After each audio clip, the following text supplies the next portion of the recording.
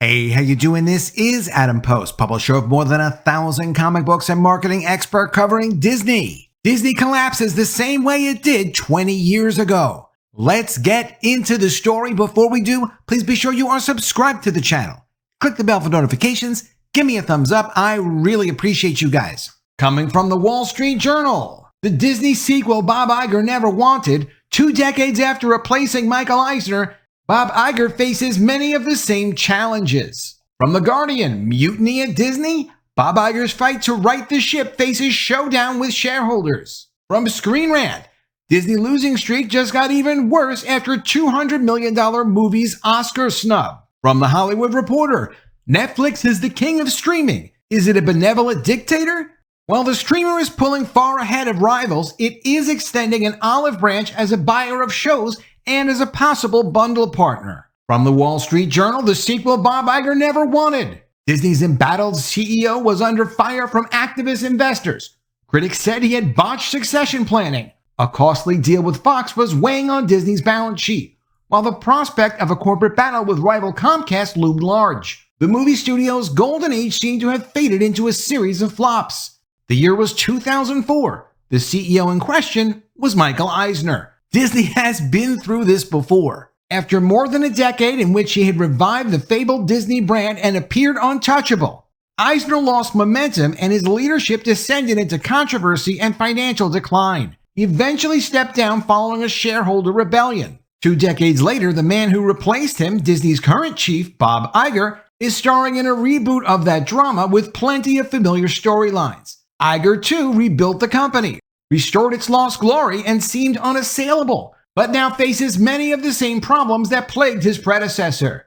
He is hoping to script a different ending. The problem with Michael Eisner is the same problem with Bob Iger. They both came in, they did have some early success, but Michael Eisner, in merging the company with ABC, which really was a great opportunity acquiring ABC, they made a ton of money from it. But like the old timers were trying to tell Michael Eisner, if you change Disney that much, yes, it was a great opportunity to get all that additional content and distribution with ABC and all of its businesses, but it changed the focus of the company dramatically. It was initially successful, and then it really seemed like it became too much for Michael Eisner to manage, especially when he lost his business partner Frank Wells, who really helped him run the company. Similarly, Bob Iger, in acquiring Pixar, Marvel, Lucasfilm, just doing too much business, and then later acquiring Fox, the business has become unwieldy and difficult to manage. Too many people, too many operations, and what's even worse, once Michael Eisner or Bob Iger actually transformed the company, they felt like they had ownership of it, like it was their company. No one could succeed them. No one could take it over unless they were going to somehow carry out their vision. But neither one of them had a vision for what the company had really become at that time. Iger is a little over a year into his second stint as CEO, and his return to the House of Mouse is not going as planned. The decline of Disney's long-lucrative TV business is quickening, and the supposed solution, streaming, has left Disney with billions of dollars in losses, more than $11 billion. If they're lucky, they will start to break even. Iger has acknowledged that righting the ship has proved harder than expected, but he's told employees that after months of fixing that included major job cuts and restructuring, he's ready to build a new Disney. In many ways, Iger cuts a very different figure in the C-suite than his predecessor. Michael Eisner came to the job with a glittering resume as a creative executive. He came up with the idea for the sitcom Happy Days in an airport while waiting out a snowstorm, and was closely involved in the making of Raiders of the Lost Ark. He had a management style contemporaries said could sometimes be chaotic. Iger, on the other hand, spent most of his early career as an ABC broadcasting executive focused on programming the network's schedule. As CEO of Disney, he's been viewed as a very savvy people manager and visionary deal maker who plays smart bets to acquire Pixar, Star Wars parent Lucasfilm, and Marvel Entertainment. He set the stage for talent to flourish, his supporters say. Despite the stark differences between the men, Iger's former colleagues, friends, and competitors say privately that he's making many of the same mistakes and stumbling into some of the same traps that Eisner did many years ago. With the stock trading around 10-year lows, Iger is facing his own activist battle with Nelson Peltz of Trian Fund Management.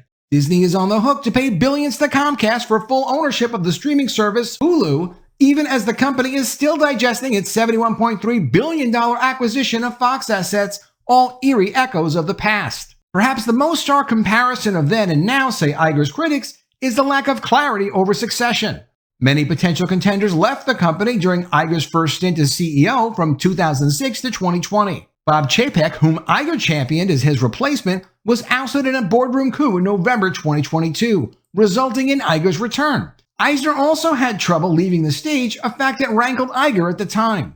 Quote, Iger has systematically eliminated any executive who could become a successor. To me, it's really a black mark on Iger's record, said Gary Wilson, an investor and former chief financial officer of Disney, who spent 21 years on Disney's board up to and including the first hiring of Iger as CEO. Not having succession under control for a large public company is really unforgivable. Every public company needs to know who would take over if something happened to the CEO. Of course, it's different at every company, but there should be a plan approved by the board of directors for who would take over in the event of the CEO suddenly stepping down, and certainly for a company like Disney. Comparisons between Iger and Eisner are inapt, said Bobby Kotick, a longtime friend of Iger's who spent 29 years as CEO of video game maker Activision Blizzard until stepping down at the end of 2023. While Eisner's tenure came during an era of rapid media growth, Iger's Disney is contending with unprecedented disruption from streaming and the emergence of tech rivals like Apple and Amazon, who aren't under the same pressure to generate financial returns, he said. Eisner disputed the notion that he had mismanaged the succession process and praised Iger's performance as Disney's leader. Quote, I brought Bob Iger in as president after 5 years of working with him. It was clear to me and anyone else who was close enough to know what was needed that he should be the next CEO, Eisner said in a statement. Every candidate that was considered was compared to Bob, and they all fell short. In response to a list of questions, Disney said that since Iger's return as CEO in November 2022, the company has made significant progress in improving cash flow, cutting costs, reducing streaming losses, and restructuring the company, quote, with an emphasis on returning focus to creativity. Iger returned for his second stint as CEO to a changed media business and impatient shareholders. He is under pressure to ensure Disney's streaming business reaches profitability in the final quarter of his current fiscal year, after racking up more than $11 billion in losses in its first 4 years. Disney's acquisition of Fox Entertainment assets for $71.3 billion was supposed to supercharge its streaming efforts, bringing in lucrative franchises like Avatar and The Simpsons, but the company has been slow to monetize much of the library of shows and characters it purchased. They haven't even taken the Ice Age animated franchise seriously, and I don't understand why they wouldn't do that. That transaction also saddled Disney with more than $14 billion in Fox debt and a bigger portfolio of declining cable TV networks. Quote, there are just no easy solutions today, said Peter Murphy, former head of Disney's strategic planning department, a kind of advisory board for the company set up by Iger in the 1990s. Quote, Disney wants to be a high-growth, tech-oriented company, but they still have one foot firmly planted in the old Hollywood, old broadcast, old cable world. Disney's strategic planning department was actually a great thing for them. It was a bureaucracy, but basically they were a business development unit that had to approve of deals. But in 2005, they wiped out the strategic planning division. Meanwhile, Disney's movie studios, which form its creative engine, are sputtering. Fans are fed up with endless Marvel sequels, and live-action remakes of classic animated films have disappointed at the box office. The Marvels, Disney's latest superhero movie, cost more than $270 million to produce before marketing costs and grossed only $206 million worldwide, making it by a wide margin the worst ever box office performance for a Marvel movie. Pixar, the pioneering computer animation studio, failed to find a wide theatrical audience for recent movies, including Elemental and Lightyear. In November at the New York Times DealBook Summit, Iger said that Disney's movies and shows had grown too political. Quote, we have to entertain first, he said. It's not about messages. Much of Iger's second tenure as CEO has been spent exploring but not executing on strategic plans. Iger flirted with the idea of offloading traditional TV assets, but recently tempered expectations of any such deal. ESPN has had talks with sports leagues about offering them stakes in the network in exchange for assets, such as the NFL subscription streaming service and the NBA's League Pass package. So far, no deal has emerged. For investor Nelson Peltz, Iger's actions so far, from job cuts to cost savings and strategic reviews, are inadequate. Last week, his company Trian said in a securities filing that it has nominated Peltz and Jay Rasulo, a 30-year Disney veteran and former CFO, to Disney's board. and called for changes, including Netflix like 15 to 20% profit margins for Disney's streaming businesses, as well as clarity on the returns for a planned effort to launch a direct-to-consumer ESPN product. It is Peltz's second proxy campaign against Disney in the space of about a year. This time, Peltz has financial help from former Marvel Entertainment chairman Ike Perlmutter, who played a key role in Disney's rise as a superhero movie juggernaut. It's yet another parallel to the past when the effort to oust Eisner, known as the Save Disney campaign, was backed by Roy E. Disney, the nephew and founder of Walt Disney, who was a larger-than-life figure in the animation business. Eisner had a tense relationship with Roy that worsened after the CEO engineered his departure from the Disney board in 2003. Perlmutter's job was terminated in March 2023, though he remained one of Disney's largest individual shareholders and has entrusted that stake to Trian, Nelson Peltz's company, to back its campaign, which has been dubbed Restore the Magic. A Disney spokesman rejected the parallels between the two men. Roy Disney was a producer, had an office at Disney Animation, and spent his life experiencing Disney and being involved with numerous creative projects at the company, the spokesman said. Comparing the two is preposterous. In early January, Disney's board rejected adding Peltz and Rizzullo as directors, saying in proxy materials that Peltz lacks experience in entertainment. Disney said in its filing that Perlmutter and Rizzullo have personal access to Grind that would make it difficult for them to work productively with Iger. Both Perlmutter and Iger have acknowledged that their relationship has been strained for years. Rizzullo was passed over for the job of Iger's second-in-command in 2015, prompting him to leave the company. As recently as a few years ago, Iger and Peltz would occasionally meet or share a meal together when Peltz was in Los Angeles or Iger was visiting New York, and the Disney CEO solicited the investors' advice. In 2019, Iger asked Peltz to come to a board meeting at the company's Burbank, California headquarters to talk about the media industry. The Disney CEO wanted Peltz to advise on a variety of topics related to the media and consumer products industries, including whether or not the company might be vulnerable to an activist attack. Disney said that Peltz was selected to present to the board because of his expertise as an activist investor. That same year, Peltz tried to broker peace between Iger and Perlmutter after the CEO and the Marvel chief began feuding.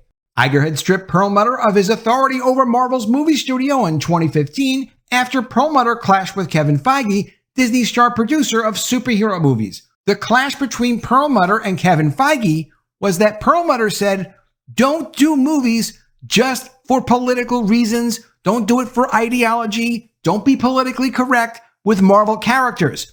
If you start creating characters that people don't want to buy toys based on because Ike knew the toy business, you're going to ruin the brand." Ike was right. They ruined the brand. 4 years later, Iger told Perlmutter he was going to lose control of Marvel's television studio. At Perlmutter's request, Peltz called Iger, arguing that the Marvel executive had delivered huge profits over the years. Quote, "Why take Babe Ruth out of the lineup?" Peltz asked Iger.